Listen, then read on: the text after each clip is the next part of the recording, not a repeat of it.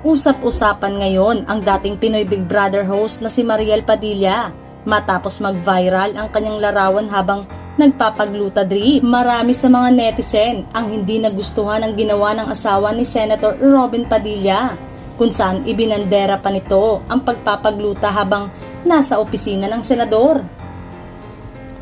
Drip anywhere is our motto.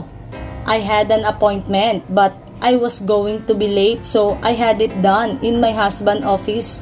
Pagbabahagi ni Mariel. Dagdag pa niya, hindi raw siya nagmimintis ng pagpapagluta dahil sa umano'y benepisyo nito sa katawan. Pero hindi nakalagpas sa mga mata ng mga netizen ang maling gawin nito na magpagluta drip sa Senado at i-post pa sa social media. Kaya naman, agad ring umani ng samot-saring reaksyon mula sa madlang people ang naturang post ni Mariel. Binantaan ng isang doktor at ilang netizen ng TV host actress.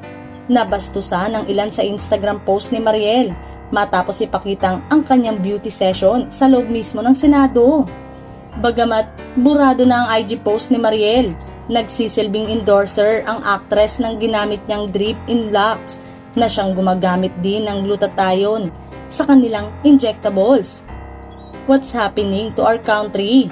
Hiningan pa ng pahayag ang DOH at FDA kung maaaring makasuhan o maparusahan sina Mariel at Senator Robin Padilla dahil sa kanilang ginawa.